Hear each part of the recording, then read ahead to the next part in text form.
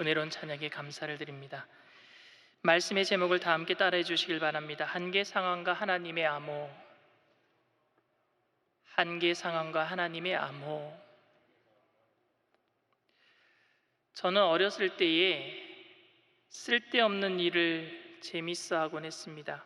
그 중에 하나가 말장난이에요. 아반여벙 하바세베 여보 바방가바스분 니비다밥. 무슨 말인지 아시겠어요? 친구들끼리 그렇게 키득키득거리면서 이런 얘기를 하면 어른들은 도대체 무슨 말을 하는 것인지 저희들을 이상한 식으로 쳐다봅니다. 제가 여러분 문제를 하나 내겠습니다. 근데 문제 속에 답이 있으니까 속지 마시고, 여러분 이게 개예요, 이건 고양이고요, 이건 쥐예요. 이게 뭐지? 반말해서 죄송합니다. 이건 쥐예요. 이게 뭐야? 이건 고양이예요. 이게 뭐게? 이건 개예요. 제가 질문 속에서 답이 있다 그랬죠. 제가 여기는 개라 그러고 여기는 고양이라 그러고 여기는 쥐라 그랬지만, 제가 정의한 손가락에 뭐지 하고 물어볼 때 그 쥐가 끝햅말이 쥐가 되니까 쥐인 거예요. 뭐야 물어보면 야옹이니까 고양이인 거고, 뭐게 물어보니까 개니까 개인 거예요. 이런 장난을 치면은요, 이런 암호가 풀린 친구들은요, 일찍 깨달은 사람들은 막 재밌다 그러는데 아직 깨닫지 못하고 그게 뭔지도 모르겠고, 왜 그게 개냐고, 왜 그게 고양이냐고, 왜 그게 쥐냐고 물어보는 친구들이 있으면요, 너무너무 재밌습니다. 이런 언어 유희 놀이나 수수께끼는 답이 문제 속에 있는 경우가 많습니다. 어떤 아이는 벌써 문제를 풀고 즐거워하는데, 답답해하는 아이는, 아직 문제가 풀리지 않는 사람들은 너무너무 답답해합니다. 풀리지 않으면 그것보다 답답한 것이 없습니다. 우리는 신앙생활하면서 풀리지 않는 수수께끼와 같은 문제 속에서 살아갈 때가 많습니다. 그런데 성경에 나오는 이스라엘 역사를 들여다보면 답답한 상황 가운데 답은 꼭 그 옆에 있는 것을 봅니다. 아브라함의 모리아산 제사에 쓰일 양이 이미 수풀에 걸려 있었고요, 마라의 쓴물을 달게 하는 그 나뭇가지가 그 마라의 쓴물 바로 옆에 있었고요, 예수님을 따르는 수많은 배고픈 그 백성들을 먹일 양식 오병이어가 그 가운데 있었단 말입니다. 우리가 보기에는 한계 상황이고 답이 없어 보이는 답답한 상황이지만, 우리가 알지 못하고 깨닫지 못한 답이 그 옆에 늘 존재하고 있었다라는 말입니다. 이런 상황을 연출하시는 하나님은 참 유머러스 하신 분 같아요. 독일의 유실론적 실존주의 철학의 권위자인 칼 야스퍼스, 그러니까 신이 있다라고, 하나님이 있다라고 믿는 실존주의자죠. 그가 1921년 하이델베르크 대학교 철학과 교수였을 때에 나치 정권이 부인이 유대인이라고 헤어지라고 하는 거예요. 그래서 이런 지하에 그것을 거절하고 하이델베르크 대학의 교수직을 박탈당하고 맙니다.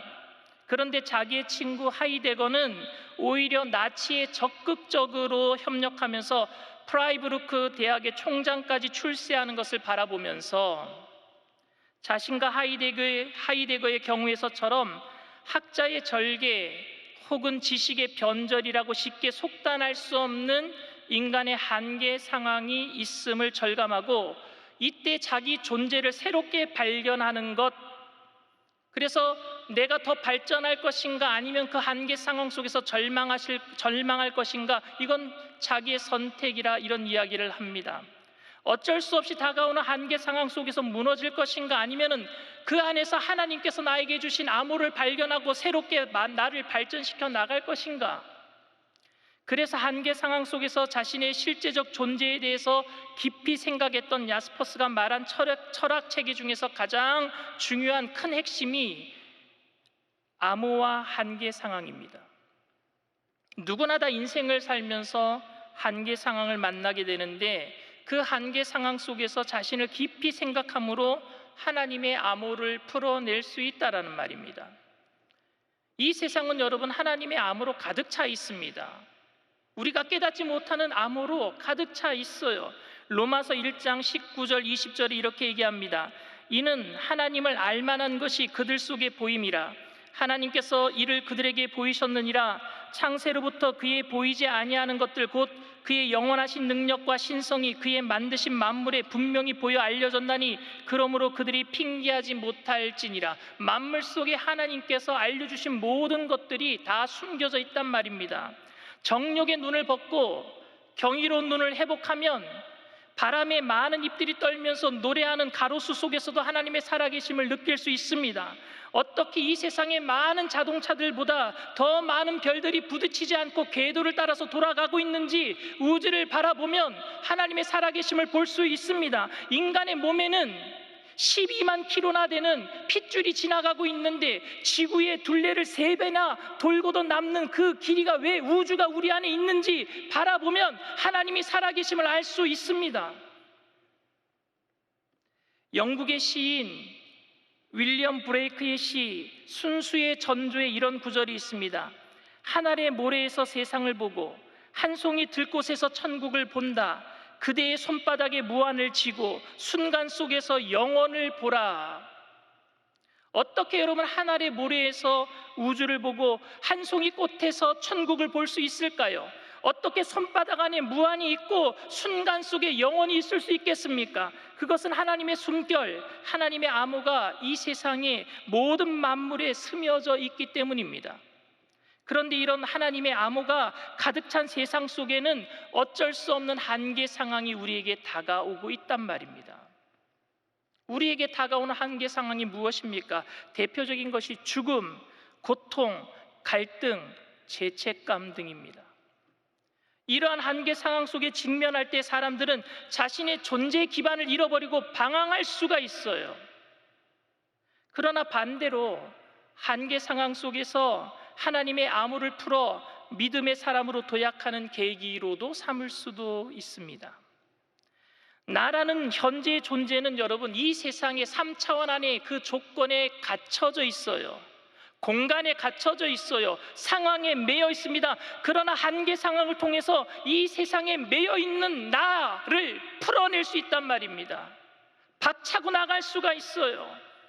그 상황을, 그 공간을 벗어날 수 있는 기회를 제공받을 수 있는 게 한계 상황이란 말입니다.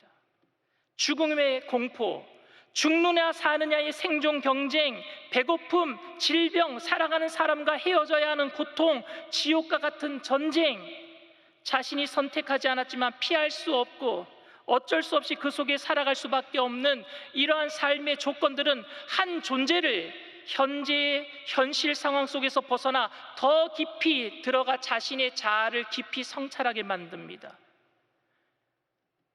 신앙인들이 한계 상황 속에서 절망하는 것이 아니라 하나님의 암호를 발견하고 새로운 존재로 발전하는 계기가 되는 줄 믿습니다.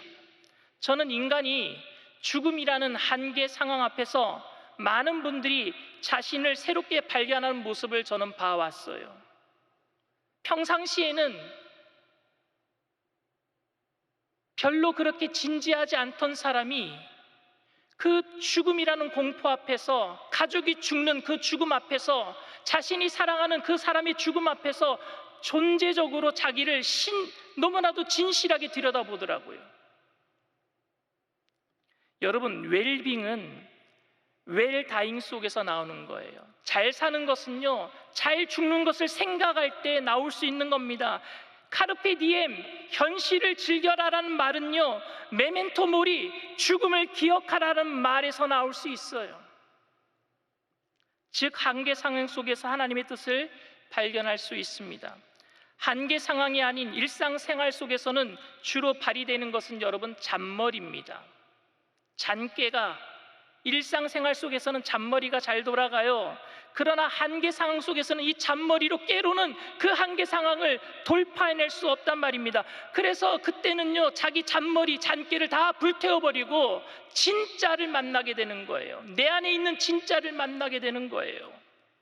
오늘 본문에는 일상생활에서 잔머리로 살았던 한 사람이 나옵니다. 그는 야곱입니다.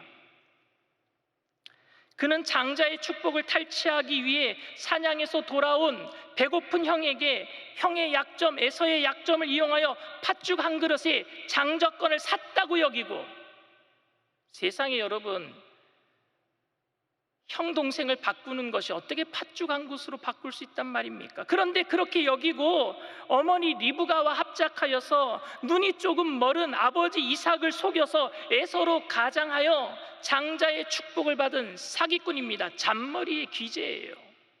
결국 이 일로 인해서 가정 파탄이 일어나고 형이 동생을 죽이려고 하여서 멀리 외삼촌 라반 집으로 도망하게 됩니다.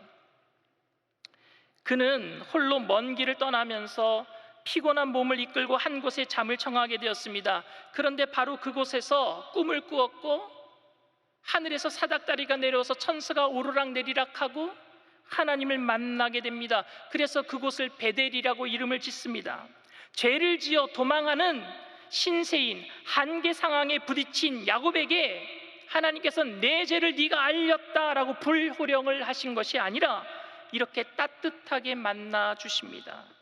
야곱은 잠에서 깨어 이렇게 이야기를 합니다. 창세기 28장 16절 말씀입니다.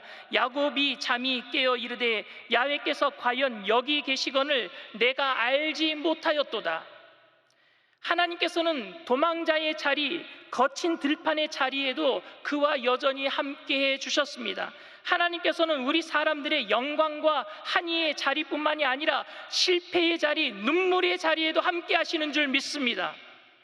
우주 만물의 모든 곳에 하나님의 숨결이 숨어 있듯이 우리 모든 삶, 모든 과정이 하나님의 숨결이고 하나님의 암호예요. 그걸 야곱이 찾아낸 거예요. 하나님의 숨결을 느끼며 사는 것이 행복인데 야곱은 금방 하나님을 또 잊어버리고 맙니다. 야곱은 태어나면서부터 형의 발꿈치를 잡고 태어났다고 해서 야곱입니다. 그래서 야곱의 뜻은요, 발 뒤꿈치, 또 사기꾼이라는 뜻을 갖고 있습니다. 야곱은 뒤통수의 상징이에요. 뒤통수 치는 거는, 뒷담화 까는 거는 너무너무 잘하는 사람입니다. 자기의 깨와 힘을 의지해 살아온 사람의 상징이었습니다. 형 에서를 피해서 도망쳐서 들판으로 베델에서 하나님을 만나서 바뀔 것 같았는데 야곱의 삶은 바뀌지 않았습니다. 외삼촌 라반 집으로 도망가서 장인이 된 라반에게 속아서 14년을 삽니다. 대릴 사위 노릇을 했어요. 나는 놈 위에는요, 뛰는 놈 위에는 나는 놈이 있고요, 나는 놈 위에는 붙어가는 놈이 있대요. 아마 외삼촌 라반은 야곱보다 더한 사람이었나 봅니다. 품삯을 제대로 밟지 못해서 결국 자기 몫을 자기가 챙기기 위해서 별의별 수단과 방법을 다 동원해서 그래서 품삯을 다 받아내고 맙니다. 결국에는요, 같이 살지 못하니까 야반도주했어요. 그리고 삼촌이 섬기고 있는 드라빔도 훔쳐갖고 도망 나와버립니다. 어찌되었던 야곱은 자신의 힘으로 모든 것을 얻었습니다. 자신이 형을 속이고 아버지를 속이려 했지만 장자의 명분을 얻었습니다. 그리고 2명의 아내도 얻었습니다. 12명의 아들도 얻었습니다. 물질도 많이 얻었습니다. 자신의 힘으로 안 되는 것이 없었어요. 잔머리를 돌리기만 하면 될 수가 있었거든요. 다 되었어요. 그러던 야곱이 진짜 한계 상황에 던져지게 되는 거예요. 라반이 추격해 올 때 고향으로 돌아갈 수밖에 없어요. 왜? 라반이 추격해 오니까. 그런데 고향으로 돌아가는데 형 에서가 군사들을 이끌고 자기를 죽이려고 나오고 있다는 소식을 들었던 거예요. 너무너무 두려웠어요. 라반의 집으로 돌아가지도 못하고 고향 땅으로 가려면 형 에사가 자기를 죽이려고 하고, 창세기 32장 11절에 이렇게 기록합니다. 내가 주께 간구하오니 내 형의 손에서 에서의 손에서 나를 건져내옵소서. 내가 그를 두려워함은 그가 와서 나와 내 처자들을 칠까 겁이 나기 때문이니이다. 야곱은 이렇게 기도한 후에도 야곱답게 인간적인 계략을 씁니다. 한계 상황이 부닥쳤는데도 또 잔머리를 굴리는 거예요. 먼저 형에게 뇌물을 주는데 그 양이 엄청납니다. 암염소, 수염소, 암양, 수양, 약대, 황소, 암소, 암나기 새끼 등 엄청난 뇌물을 다 형에게 보냅니다. 그리고 자신의 무리를 세 부류로 나눠요. 첫 번째 종의 무리, 두 번째 첫 번째 아내 레아를 라헬보다는 덜 사랑하거든요. 그래서 레아의 무리, 그리고 세 번째 라헬의 무리, 그리고 마지막 네 번째는 누군지 아세요? 자기 혼자 남는 거예요. 가장 덜 중요한 순서부터 보내는 거예요. 근데 가장 중요한 게 누구예요? 자기 자신인 거예요. 여러분, 마지막 때 징조가 뭐라 그럴까요? 마지막 때 징조가 사람들이 다 자기 자신을 사랑한대요. 마지막 때가 되면 예나 지금이나 다 똑같은 것 같아요. 야곱이 잔머리를 굴리는데 맨 마지막에 가장 자기가 중요하니까, 자기가 죽으면 안 되니까 그렇게 사랑했던 라헬조차도 자기 앞서 보내고 마는 거예요. 형이 종들의 무리를 치고 레아의 무리를 치고 라헬의 무리를 치면은, 그러면 마지막에는 자기는 걸음아 날 살려라 36개 주랭랑을 치려고 그렇게 준비하고 있었던 것입니다. 그런데 이렇게 사기를 쳐도 뇌물로도 인지상정을 일으킬 만한 작전으로도 에서가 넘어올 것 같지 않습니다. 이때 하나님께서 야곱을 야복강가로 불러내십니다.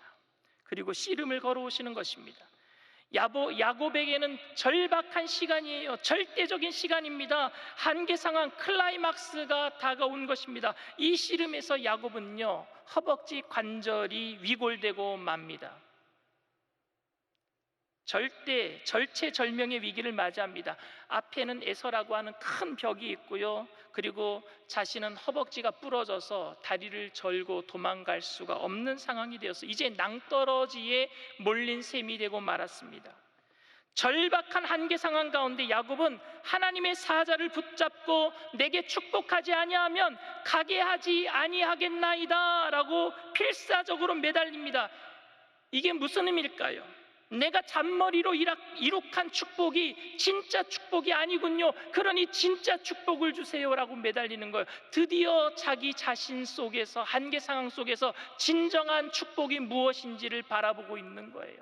내게 축복하지 아니하면, 내가 가지고 있는 저 모든 재산들, 저 모든 가족들 내게 축복이 아니군요. 진짜 축복이 있는데 바라보는데 그 축복 주세요. 그때 야곱과 씨름하던 하나님께서 야곱에게 묻습니다. 창세기 32장 27절 상반절이에요. 그 사람이 그에게 이르되 내 이름이 무엇이냐? 참 기가 막힌 질문입니다. 하나님께서 야곱의 이름을 몰라서 물어보신 것입니까? 하나님이 아시잖아요. 여러분, 이름은 사람의 존재의 집입니다. 하나님께서는 야곱에게 진짜 그의 모습이 무엇이냐고 묻고 있는 거예요. 네 모습이, 네 정체가 뭐냐? 네 실제 네 존재가 뭐냐라고 묻고 있는 거예요. 이 질문은 일전에 야곱의 아버지였던 이삭이 야곱에게 했던 질문과 똑같습니다. 창세기 27장 18절 말씀입니다. 야곱이 아버지에게 나아가서 내 아버지여 하고 부르니 이르되 내가 여기 있노라. 내 아들아 네가 누구냐? 이삭이 물어요. 네가 누구냐? 그때 야곱은 자기가 에서라고 하면서 이삭을 속여서 장자의 축복을 가로챘습니다. 야곱으로서 복을 받은 것이 아니라 에서의 복을 받았단 말입니다. 그날 이후로 야곱은 자신의 삶이 아닌 에서의 가면 속에서 살아왔어요. 자신이 마치 장자인 것 양, 장자의 복을 받은 것인 것 양, 그렇게 에서의 가면 속에서 살아왔단 말입니다.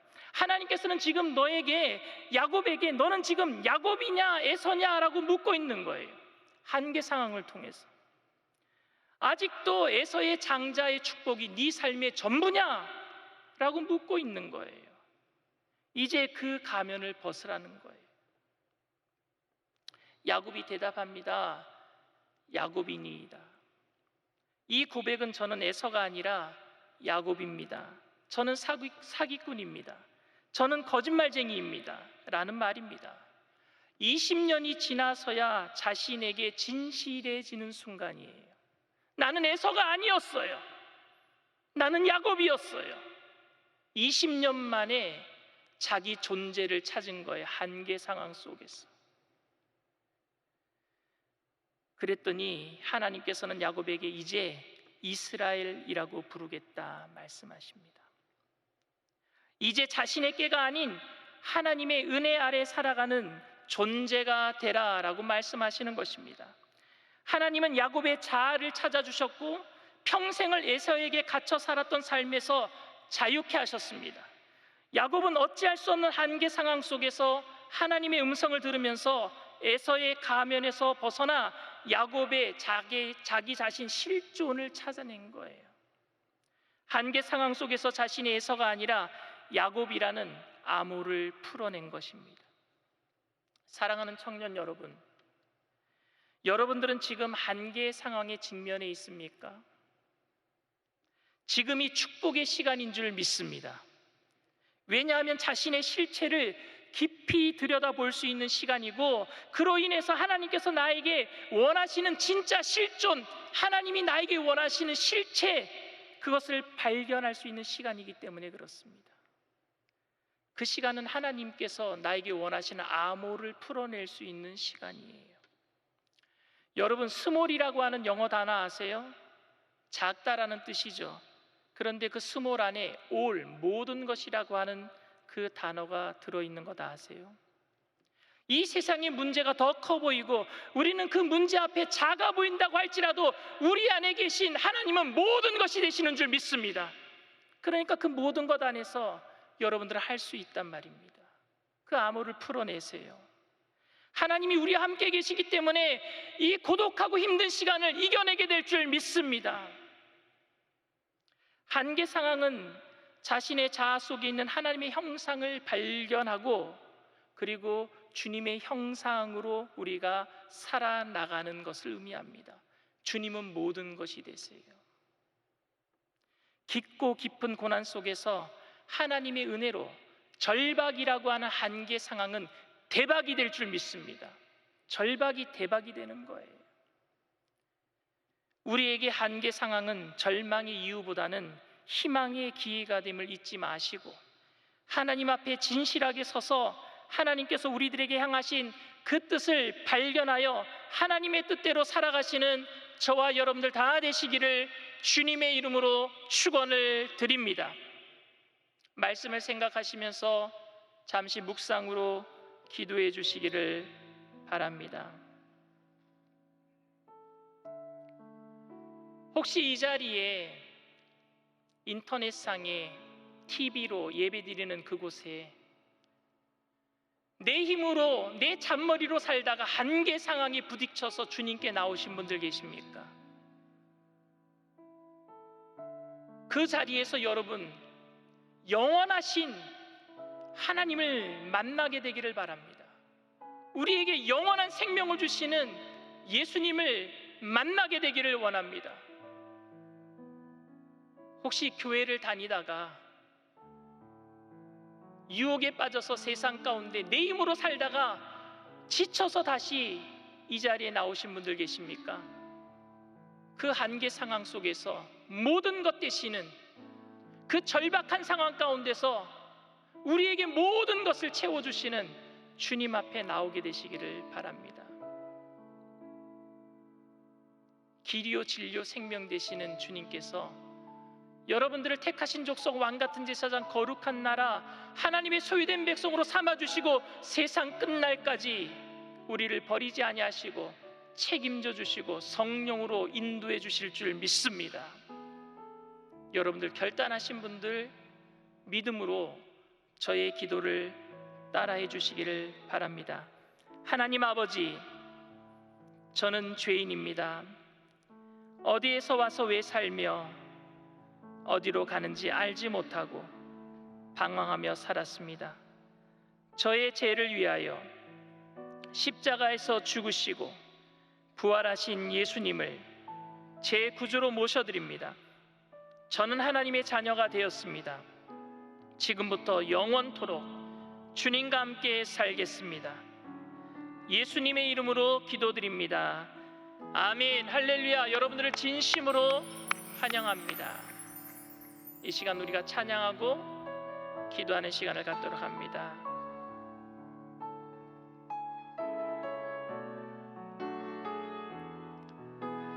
주여, 우린 연약합니다. 주여, 우린 연약합니다.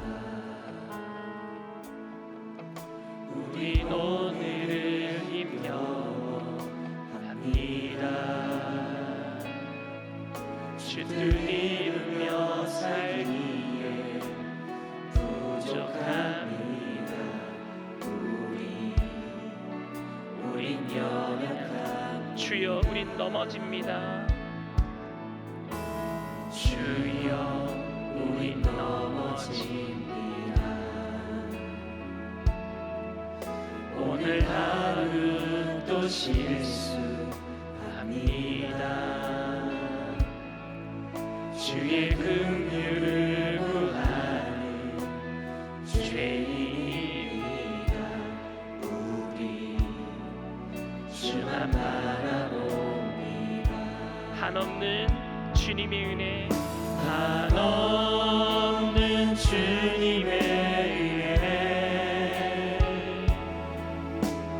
온 세상 위에 넘칩니다. 가릴 수 없는 주 영광, 온 땅 위에 충만합니다. 주님만이 기오니 우린 그길 따라갑니다. 그날에 우리 부르신 주는 완전합니다. 주여, 우린 연약합니다. 주여, 우린 연약합니다. 우린 오늘을 힘겨워합니다.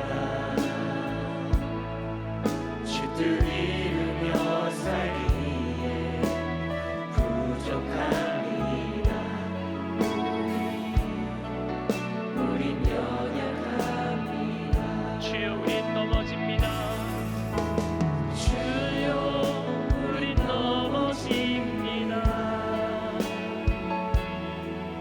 오늘 하루 또 실수합니다.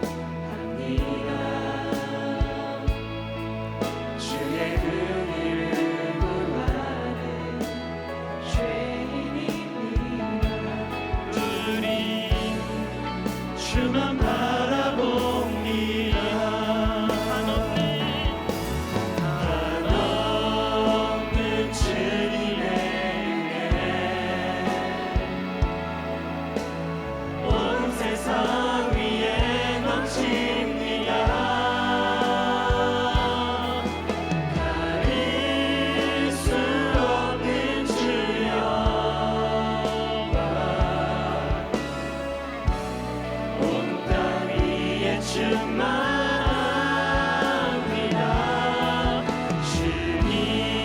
주님만이 기오니 우린 그길 따라갑니다. 그날에 우리 이루신 주는 완전합니다. 주님의 은혜, 한없는 주님의 은혜, 온 세상 위에 넘칩니다. 가릴 수 없는 주 영광, 온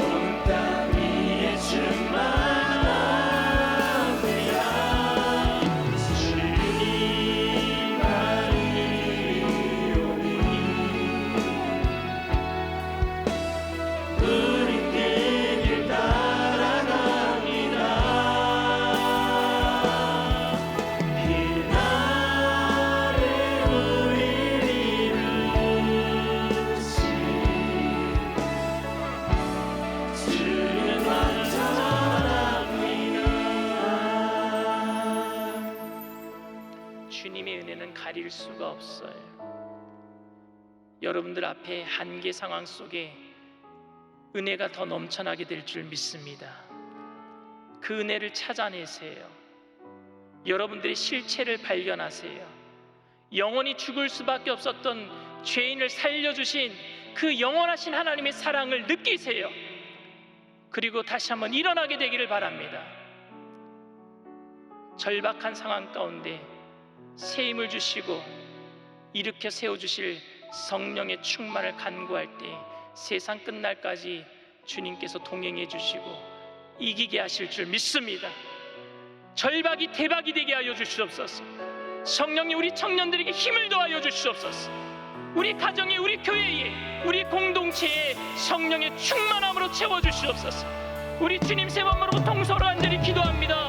주여, 주여,